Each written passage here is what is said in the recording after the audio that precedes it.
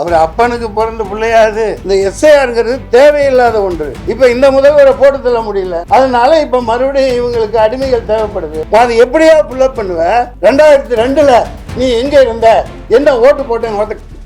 Sorry, தாத்தா காலையில சாப்பிட்டதே ஞாபகம் இருக்க மாட்டேங்குது. கொடூரமான கயவர்கள். நீ ஜனநாயக போர்வில இதை செய்யக்கூடாது. எச்சரிக்கை. நீ ஈவிஎம் ஒழிச்சுக்கட்டு, ஒழுங்கா தேர்தல் நடத்து. நீ வா, தைரியம் இருந்தாவா? தோத்துத்தானே திங்கிற. அவர் அப்பனுக்கு பிறந்த பிள்ளையாது, வேற வழி இல்ல. தேமிக்கதான் மறுபடியும் வரும், ஆணித்தரமா வரும். நானே விழுந்து வேலை செஞ்சாலும் செய்வேன். இத்தனை காலம் எதிர்த்தவன். விஜய் மாதிரி வானத்திலேயே சுத்திக்கிட்டு எல்லாம் இருக்க முடியாது. எங்க செய்வீன்னு கேட்டீங்கல்ல, இங்க பார், இந்த கால் இருக்குல்ல, இந்த கால் தடம் கீழே பதியணும். தெருவில் ஹெலிகாப்டர்ல போய் இறங்கி ஹெலிகாப்டர்ல வர்றவன் பணக்காரனுக்கு தான் சொம்படிப்பான். 10 படம் நடிச்சேன். வெளியோலிலாம் நடிச்சது அவரு புண்ணியத்துல இல்லை. நம்ம டைரக்டர் அவர் என்னை வச்சு ஹீரோவா பண்ண இருந்தார் இல்லையா, லோகேஷ் கனகராஜ். நிறைய சம்பாதிச்சு சொத்து வச்சிருக்காரு, நிறைய படம் எடுப்பாரு. ரஞ்சிதமே உதடு வலிக்க கொஞ்சமேனு உதடு வலிக்க கொஞ்சிட்டு முட்டி வலிக்க எல்லா வேலையும் செஞ்சுட்டு அவர் வர்றாரு. ஏங்க விமர்சனம் வைக்கணும்னு வைக்கலைங்க, எனக்கு அதெல்லாம் எனக்கு ஒரு சும்மா போகிற போக்கில் சும்மா தட்டிட்டு போகிறது. எனக்கெல்லாம் ஒரு ஈக்குவல் கிடையாது. வணக்கம். இந்த எஸ்ஐஆர் அப்படின்னாவே ஆங்கிலேயர்கள் நாட்டு ஆளுயில் மக்களை அடிமையாக வச்சுருந்து இந்த அடிமைகள் வாயால் அவனை சார்னு கூப்பிடணுங்கிறதுக்காக ஸ்லேவ் ஐ ரிமைன், அதான் உண்மையான பொருள். உங்கள் எல்லாத்துக்கும் தெரியும்.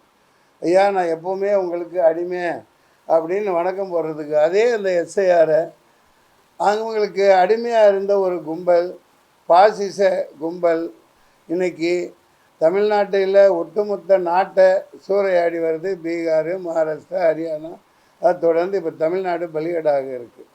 அதாவது ஸ்பெஷல் இன்டென்சிவ் ரெவிஷனா, ஸ்பெஷல் அதுலேயே ஒரு இன்டென்ஷன் இருக்குது பாருங்கள், வாயிலேயே நுழையில.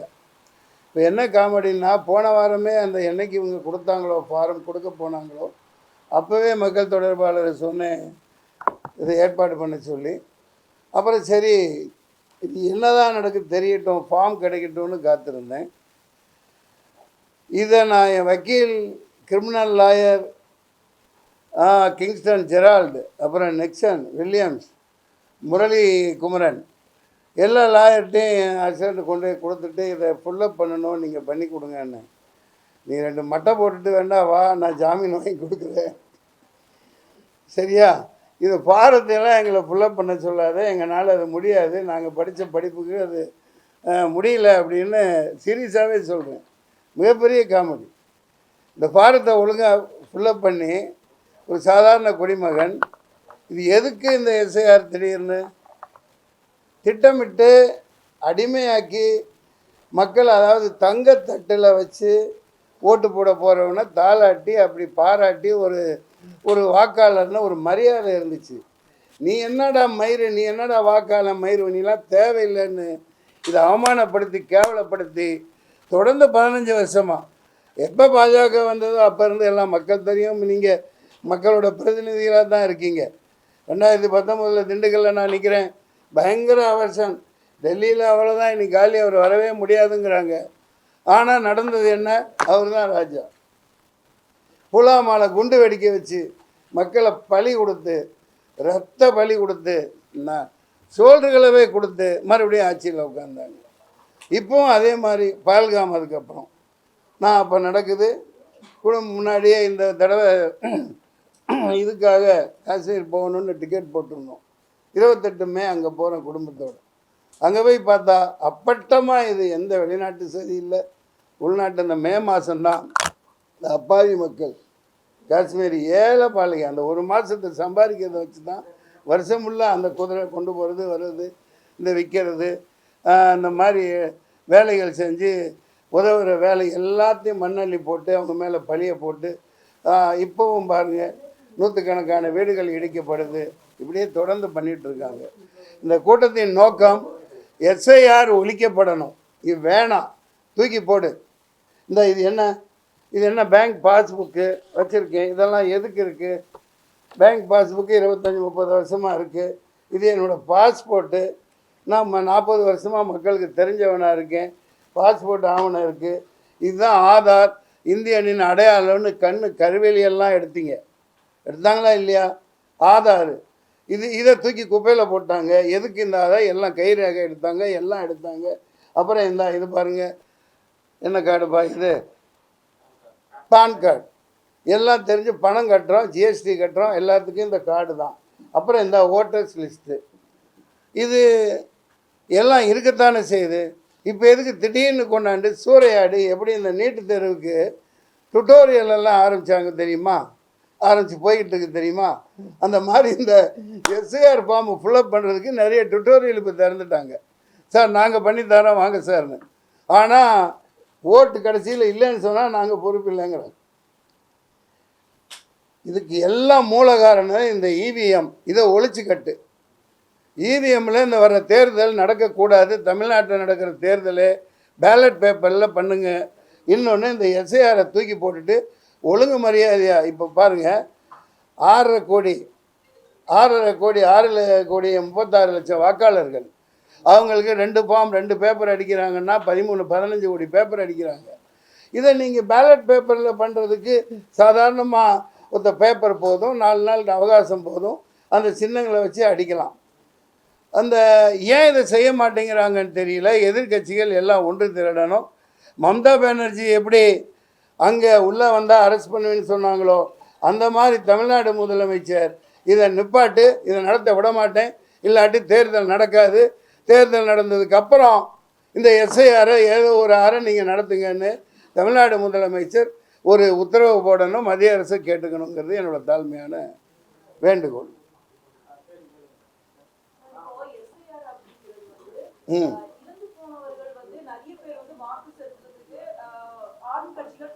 சார் அதுக்கு மட்டும் கேள்வி கேளுங்க. நீங்கள் அதை மட்டும் கேள்வி கேளுங்க. இறந்து போனவங்க எப்படி வருவாங்க? நீங்கள் இறந்த உடனே சர்டிஃபிகேட் கொடுத்துட்றாங்களா இல்லையா? பல இதுக்கு காரணத்துக்கு பேங்குக்கு இதுக்கு கடன் வாங்க, மற்ற லீகல் இஷ்யூக்காக அடுத்த நாளே இறந்தவங்களுக்கு சர்டிஃபிகேட் கொடுத்துட்றாங்க. அந்த சர்டிஃபிகேட் அந்த ஆஃபீஸ்லேருந்து வாங்க தெரியாதா இந்த மண்டுவங்களுக்கு? எல்லாம் எங்கள் தலையில் தான் சுமத்தணுமா? நாங்கள் ஓட்டு போடுற அன்னைக்கு போய் ஓட்டு போடுவாங்க. அதை நீங்கள் பறிக்கிறதுக்கான தான் இது திட்டமிட்ட சதி. It's a scam, preplanned scam. Gyanesh Kumar மிகப்பெரிய ஒரு மோசடி ஆளை உட்கார வச்சுருக்கிறாங்க மத்திய அரசு. இது இன்னொன்று, இது எதுக்காக இந்த எஸ்ஐஆர்? குடியுரிமை சட்டத்தை உள்துறை அமைச்சகம் தான் கையில் எடுக்கணும். இவங்க எடுத்தால் அது கிரிமினல் குற்றம். அதன்படி ஒரு அரெஸ்ட் செய்யப்படணும் ஞானேஷ்குமார். நான் இன்னைக்கு சொல்கிறேன், இந்த மொல்ல மாதிரித்தனத்தை நிறுத்துங்க. தமிழ்நாடு முழுக்க போராட்டம் பண்ணணும். நான் இந்த democratic tigers of India DTI சார்பாக ஒட்டுமொத்த எல்லா கட்சிகளும் இறங்கி இந்த இவிஎம்மை எதிர்த்து, இவிஎம்மில் நீ ஓட்டு போட முடியாது, நடத்தாத. அதில் என்ன தப்பு இருக்க முடியும்? இல்லாட்டி தேர்தல் நடத்தாத. எலான் மாஸ்க் நிறுத்தி சொல்கிறாங்க, எல்லா உலக பெரிய நாடுகளும் இவிஎம்மை தூக்கி குப்பையில் போட்டான். Manipulating machine. அது ஒரு உருட்டுறது, சோழி உருட்டுறது. அதை வச்சு தானே எல்லாம் இவ்வளவு அநியாயம் பண்ணிட்டு இருக்காங்க. கேளுங்க சகோதரி.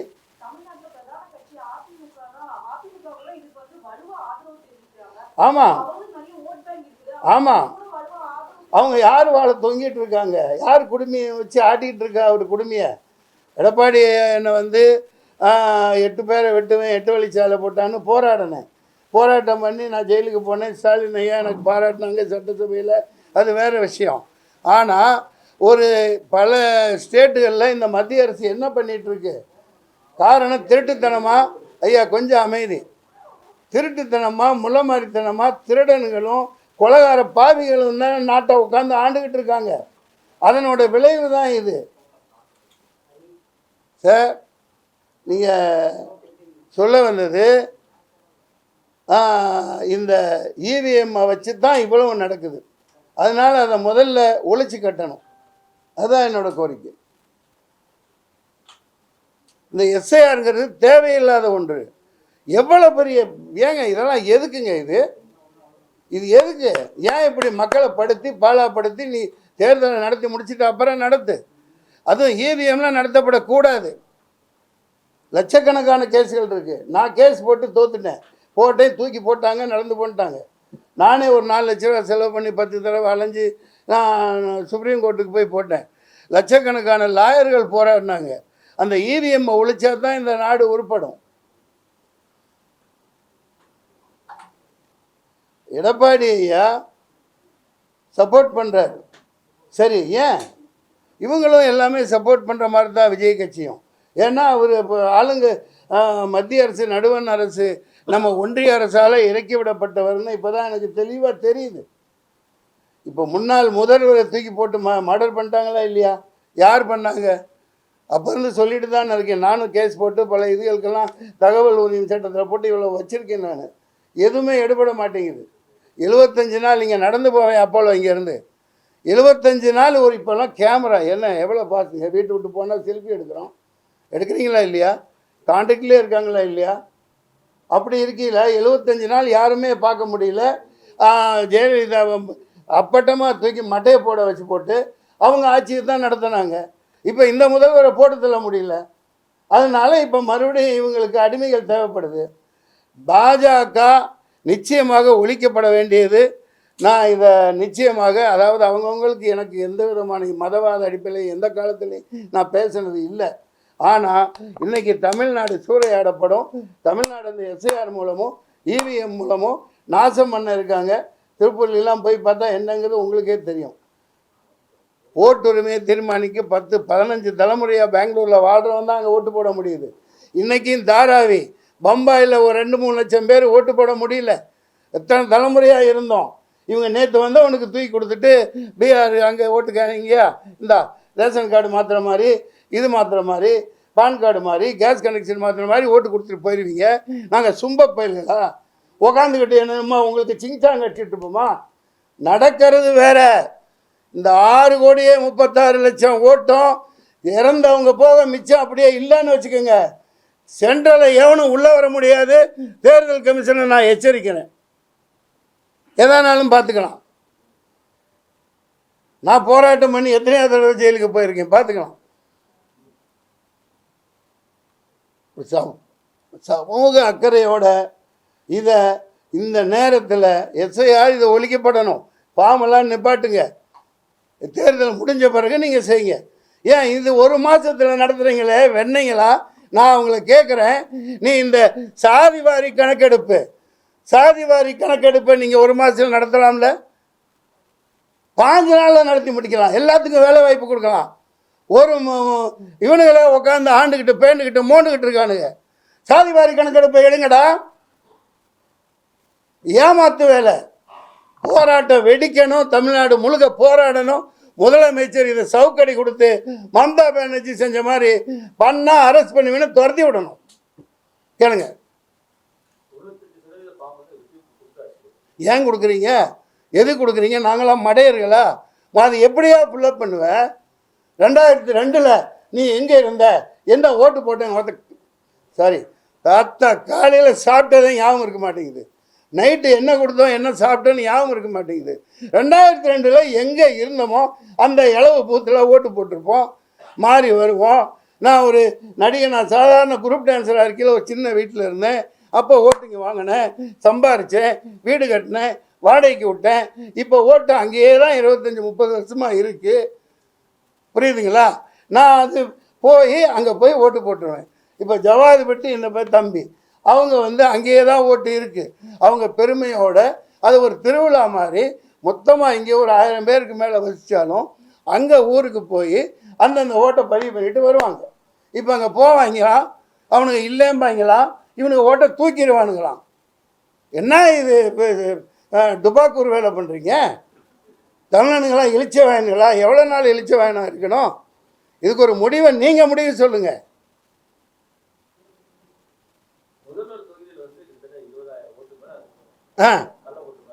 கள்ள ஓட்டு நீ போய் தடு. நீ எதுக்கு வச்சிருக்காரு அந்த இது சிபிஐ, அப்புறம் அது என்னப்பா இருக்குது, இடி அனுப்புறீங்கள, இடி அனுப்பிச்சு காசை பிடுங்குறீங்களா இல்லையா? அந்த கள்ள ஓட்டு எதுன்னு எடு, 4 பேர் அதிகமாக போடு. யார் தடுக்கிறா அவங்கள?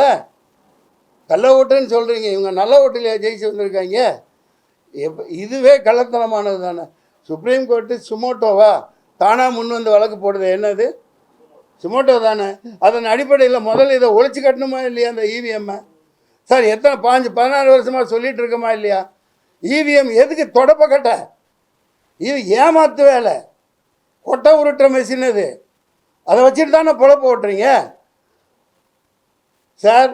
நீங்கள் பாஜக நல்லவர்கள் இருக்கலாம், ஒரு தீவிரமான மதவாதிகள் இருந்துட்டு போங்க, எனக்கு அதை பற்றி கவலை இல்லை.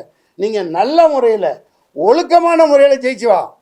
மக்களை ஏமாற்றி அயோக்கியத்தனம் பண்ணி மொளை மாதிரித்தனம் பண்ணி தான் இவிஎம்ல ஜெயிக்கிற. அப்புறம் நீ என்ன பெரிய வெங்காயம்? தூக்கி போடணும். இப்போ பீகாரில் கொதிச்சு போயிருக்காங்க, போராட்டம் பண்ணுறாங்க, எல்லாம் பண்ணுறாங்க. நீ எதை பண்ணாலும் நான் இப்படித்தான் கலவை தூக்கி மனையில் வை அப்படின்னா எப்படி சொல்லுங்கள்? அப்பட்டமான இன்னைக்கு சொல்லலையே, எல்லாத்துக்கும் தெரியுமே.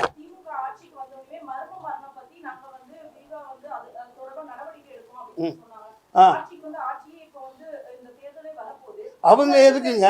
அதிமுக என்னங்க பண்ணுறாங்க? அவங்க எதிர்கட்சி, அவங்க சொன்னாங்க செஞ்சாங்க, அவங்க எதிர்கட்சி. அம்மா தாயே உன்னோட ராஜ விசுவாசின்னானுங்களே, எந்த விளக்கண்ணையாவது போனானுங்களா? நான் 4 தடவை போனேங்க. 2வது ஃப்ளோரு, டீ கொடுப்பாங்க, காப்பி கொடுப்பாங்க, எல்லா கேமரா இருக்கும். அம்மாட்ட சொல்கிறேன் சார், அவங்க நல்லா இருப்பாங்க சார். அந்த படைகள் இருக்கும், சஃபாரி ட்ரெஸ் போட்டு அனுப்பிச்சி விட்ருவாங்க. எல்லாம் பிடிச்சி வச்ச பிள்ளையார் மாதிரி இப்படியே உட்காந்துருப்பாங்க. தம்பி துரை, பன்னீர்செல்வம் எல்லாம் வச்சு இப்படியே உட்காந்துருப்பாங்க. அந்த அம்மா என்ன துடிச்சிருக்கோம். ஒருத்த வந்து என்னை பார்க்கலையேன்னு துடிச்சிருக்குமா இல்லையா? சரி, இது தமிழ்நாட்டில் நடந்தது, அதனால தான் பண்ணேன். கவர்னர் வந்து உட்காந்து எத்தனை தடவை ராம்மோகன்றவா யாருப்பா வந்து உட்காந்து அங்கே செக் பண்ணிவிட்டு, ஒருத்தர் ஒரு பிஜேபி சேர்ந்த ஒருத்தர் அங்கேயே உட்காந்து சம்பளா சமாதி கட்டி வச்சுன்னு முடிஞ்சவொன்னே போய் துணை ஜனாதிபதி ஆனார். எல்லாம் மக்களுக்கு தெரிஞ்சே தானே. நான் என்ன புதுசாக சொல்கிறேன் உங்களுக்கு? ஒரு முதல்வரையே தீர்த்து கட்டக்கூடிய பல மாநிலங்களில் பண்ணியிருக்காங்களா இல்லையா? கொடூரமான கயவர்கள். நீ ஜனநாயக போர்விலை இதை செய்யக்கூடாது. எச்சரிக்கை. தமிழ்நாடு போராடணும், இந்தியா போராடணும். நீ இவிஎம்மை ஒழிச்சுக்கட்டு, ஒழுங்காக தேர்தல் நடத்து. நீ வா, தைரியம் இருந்தா வா. தோத்துத்தானே திங்கிற? இவிஎம்மை ஒழிச்சுக்கட்டு. நீங்கள் 4ஆம் தூண் என்ன பண்ணிட்டு இருக்கீங்க பத்திரிகையாளர்கள்? நீங்கள் உங்கள் சார்பாக குரல் கொடுங்க. உங்கள் சங்க எலெக்ஷனில் எவனாவது ஏமாத்தினா விடுவீங்களா? இவிஎம் ஓட்டு போட்டுட்ருக்கீங்க, கொஞ்சம் தண்ணி கொடுப்பா. ஆ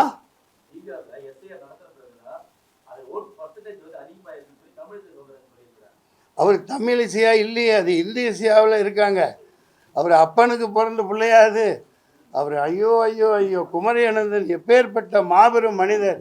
அவர் தமிழ் கற்றுக்கணுன்னா ஒரு சமூகம், ஒரு மிகப்பெரிய ஒரு சமுதாயம் கடன்பட்டிருக்கு அவருடைய தமிழுக்கு.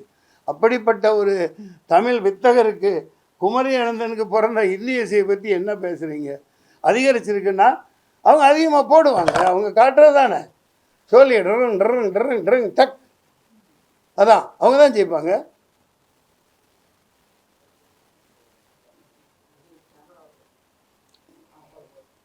சார், நான் ஒரு நடிகன், சும்மா 4 காசுக்கு பெரிய பெரிய நடிகர்லாம் இருக்காங்க.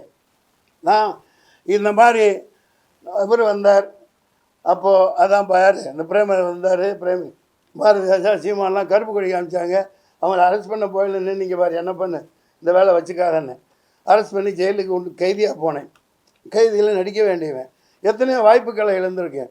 கவர்னர் மாளிகை முன்னாடி 98லேயே போராட்டம் பண்ணி இந்த மாதிரி 600 ஏக்கர் பூமி எதுக்கு, ஆஸ்கர் இது சாரி ஒலிம்பிக்கில் ஒரு தகரம் கூட வாங்க முடியாதனால 600 ஏக்கர் எதுக்கு இருக்குது? ஸ்விம்மிங் பூல் கட்டு, கிரிக்கெட் இது கட்டு, மல்யுத்த வீரர்களுக்கு ஸ்டேடியம் கட்டு, 6000 மான்கள் எதற்குன்னு போராடி போய் 35 பேரோட 35 நாள் ஜெயிலில் இருந்தேன். பல இதுக்கு போராடி இருக்கிறேன், 1 2ன்னு இல்லை, தரையில் இறங்கி போராட்டம் பண்ணியிருக்கேன். உணர்வை நான் யார் பல கட்சியில் இருந்தேனே தவிர என் மேலே யாருக்காவது ஏமாத்தினேன், யாரையாவது திட்டனேன்னு இது வரைக்கும் எனக்கு எந்த இதுவும் கிடையாது. தோணுது சொல்கிறேன், நடிக்கிறேன். வாய்ப்பு கொடுத்தா கொடுங்க, கொடுக்காட்டி மேலே போச்சு. எனக்கு அதை பற்றிலாம் கவலை இல்லை. எனக்கு நாடு நாசமாக போகுது, அதை தடுக்கத்தான் எஸ்ஆர் தடுக்க பண்ணோம். Has to be stop and the CVM has to be stop. It's idiotical machine, stupid machine.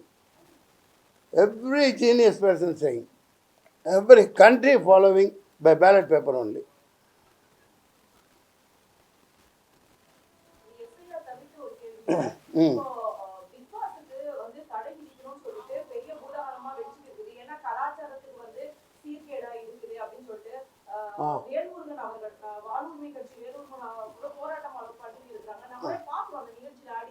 இப்போ நான் இது ரெண்டுக்கு கூட்டியிருக்கேன், நீங்கள் பிக் பாஸ்க்கு ஏன் போகிறீங்க?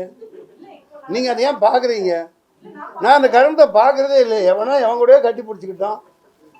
பண்ணியெல்லாம் போய் எங்கள் பண்ணிய மாதிரி உட்காந்து சேத்துல புறந்துட்டு போகட்டும். நீங்கள் ஏன் பார்க்குறீங்க? நல்ல சீரியல் பாருங்கள்.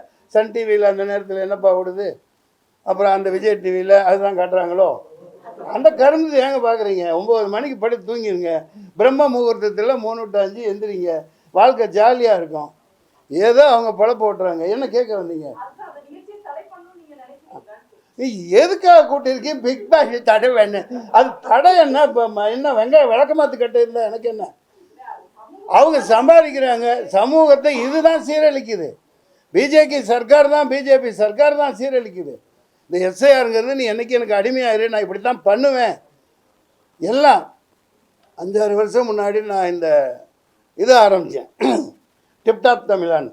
அது அந்த ஒரு சகோதரர், அதான் அந்த யாருப்பா அவர் பேர், இப்போ ஆதி தமிழத்தை கொச்சையாக தவறாக சொன்னதுனால நான் டிப்டாப் தமிழான்னு ஆரம்பித்து, அதுலேயே ஒரு வரி வரும், தேர்தல் ஆணையம் மோதி விட்டு பூணையம், தெளிவாக வரும். அது அப்படியே தான் இன்றைக்கும் இருக்குது. போராடணும், அதே இதில் போராடிக்கிட்டு இது ஆரம்பிக்கலை. இது மிகப்பெரிய போராட்டமாக உருவெடுக்கணும். இது நிப்பாட்டப்படணும். இவிஎம் நிப்பாட்டப்படணும். ஏங்க பேலட் பேப்பருங்க, சும்மா ஒரு பேப்பர். என்னது இன்னும் இந்த காலம்? இந்த காலத்துக்கு என்ன வந்துச்சு?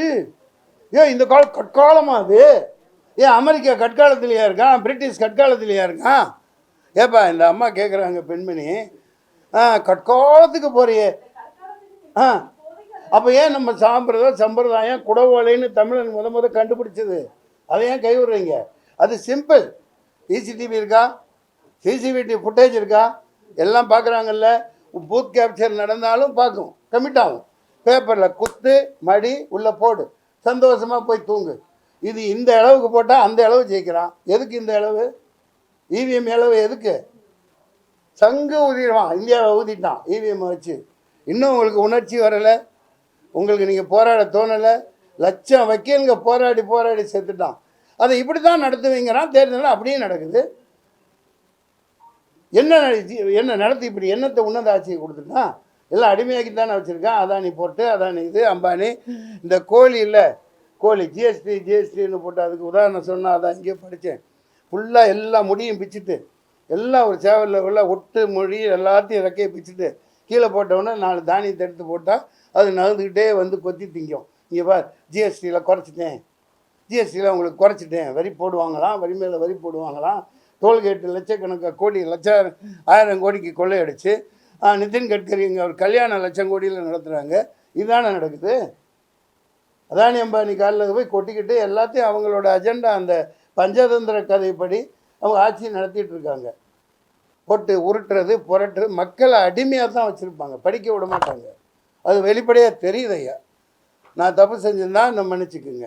நான் நியாயமாக சொல்கிறேன், எனக்கு நெஞ்சு வெடிக்குது. ஆமாம், எந்த கட்சியாக இருந்தாலும் சரி, பிஜேபி ஆதரிக்கிற கூட்டணியில் இருக்கிற அனைத்தும் பாசிச சக்திகள் தமிழ்நாட்டுக்கு உதவாது. அந்த விதத்தில் நான் ஆளுங்கட்சியை வேறு வழி இல்லை. டிஎம்கே தான் மறுபடியும் வரும், ஆணித்தரமாக வரும். நானே விழுந்து வேலை செஞ்சாலும் செய்வேன். இத்தனை காலம் எதிர்த்தவன், இப்போ வேறு எனக்கு வழி இல்லை. எங்கேயும் செய்வேன். இதுவே என் பிரச்சாரம் தான், எங்கேயும் செய்வேன். நான் என்னோடய போராட்டம், என்னோடய பிரச்சாரம் எல்லாம் கால் பதியும். விஜய் மாதிரி வானத்திலேயே சுற்றிக்கிட்டெல்லாம் இருக்க முடியாது. ஒரு தம்பியை ஆதரித்தேன் அன்னைக்கு. இப்போ பார்த்தா அவர் அது என்ன எங்கே செய்வீன்னு கேட்டிங்கல்ல, இங்கே பார், இந்த கால் இருக்குல்ல, இந்த கால் தடம் கீழே பதியணும். தெருவில் அடிமட்ட தொண்டர்கள், அடிமட்ட இடத்துல, மார்க்கெட்டில், வயலில், அங்கே போய் சந்திக்கணும் மக்களை. வானத்திலேயே உலாத்திக்கிட்டு வான தூதர்களாக இருந்துக்கிட்டு ஹெலிகாப்டரில் போய் இறங்கி ஹெலிகாப்டரில் வர்றவன் பணக்காரனுக்கு தான் சொம்படிப்பான், பணக்காரனுக்கு தான் பல்லாக்கு தூக்குவான். புரியுதுங்களா? அறிஞர் அண்ணா எப்படி வந்தா, எப்படி கஷ்டப்பட்டாங்க. இந்த மாதிரி லாட்ஜில் கூட தங்கலைங்க. அங்கே போனால் டூரிங் டாக்கீஸ் பேச்சு முடிச்சுட்டு 10 மணி ஆகுது, 10:30 மணி ஆகுது. மேடையில் அவங்களோட உரையை முடிச்சுட்டு, உரையெல்லாம் கேட்க நம்ம அப்போ பிறக்காமல் போயிட்டோம். அங்கே சாதாரணமாக போய் மக்கள் 10 பேர் இருந்திருப்பாங்க. டூரிங் டாக்ஸில் பெஞ்ச் இருக்கும்ல, அதில் போய் வச்சு படுத்துட்டு காலையில் எழுந்திரிச்சு தண்ணி குளிச்சுட்டு அடுத்த இதுக்கு கிளம்பிடுறாங்க. அப்படி வாழ்ந்தவங்க. இன்றைக்கி தலைவர்னு வர்றவங்களாம் அப்படியா இருக்கான்? Special flight, chartered flight. இது சும்மா கற்பனகதி. இதெல்லாம் ஒரு மயிலும் பிடுங்க முடியாது, ஒரு ஆணையம் பிடுங்க முடியாது. இதுதான் விஷயம். ஒழித்து கட்டப்பட வேண்டிய சக்தி இவிஎம் அண்ட் எஸ்ஏஆர் ஃபார்ம்.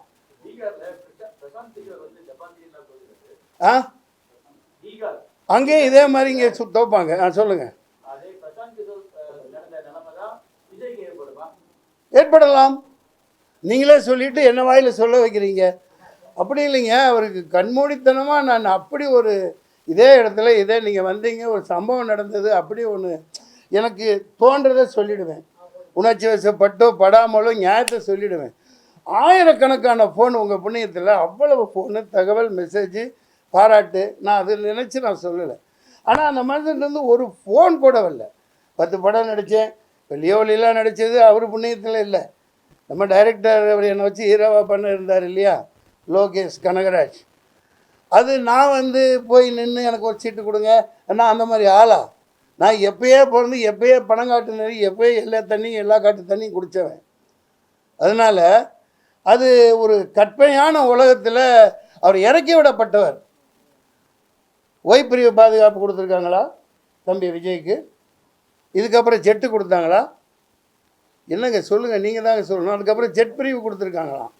ஒரு சாதாரண இந்த மக்களுக்கு அடிமட்ட தொண்டர்களோட அவங்க இப்போ நீட்டை தூக்கணும், ஸ்ரீலங்கா தமிழர்களுக்கு நீளம் கிடைக்கணும், இங்கே விவசாயிகள் நிலமெல்லாம் பாலாகுது, கார்பரேட் வயமாகுது, ஃபெர்டிலைசர்ஸ் எல்லாம் பயங்கரமாக விஷமாகி கத்திரிக்காய் எவ்வளோ பெருசு வருது, கொய்யாக்காய் எவ்வளோ பெருசு வருது, பப்பாளி எவ்வளோ பெருசு வருது, எல்லாமே நஞ்சூட்டப்பட்டு வருது.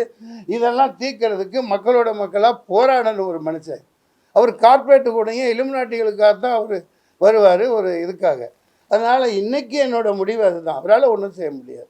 நீங்கள் கேட்டதுக்கு பதில் நீங்களே கேட்டீங்க, நீங்களே சொல்லிட்டீங்க.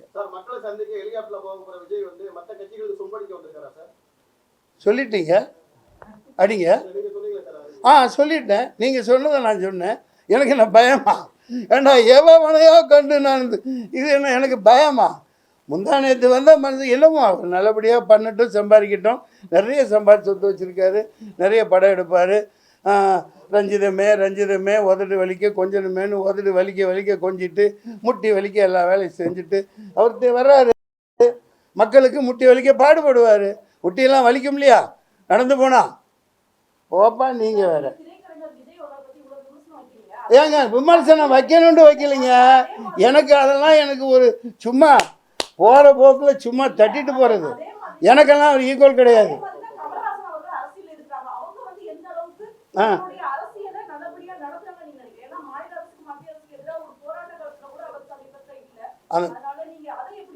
அந்த வீராங்கனை சரியாக கேட்குறாங்க. கமல்ஹாசன் நிலைப்பாடு சரியானது தான். இப்போ ஸ்டேட்டை காப்பாற்றணும். நமக்கு முரண்பாடு திமுக 1000 இருக்கலாம், அதை நம்ம சரி செஞ்சுக்கலாம், நமக்குள்ள 1000 பண்ணிக்க முடியும்.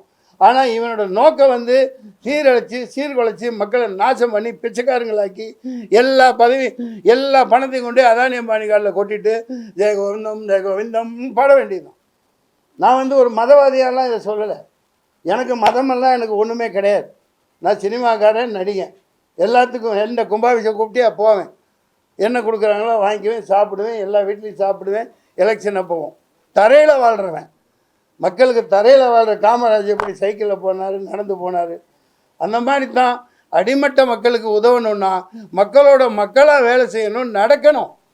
நடந்து தான் நான் ஓட்டு கேட்டு போகிறேன். எல்லாம் ஹெலிகாப்டரில் அப்படியே இவங்க எல்லாம் கும்பிடுவாங்களா நாளைக்கு பிரான்ஸ்லேருந்து ஏதோ வருதான்ப்பா பெரிய ஹெலிகாப்டர், அப்படியா?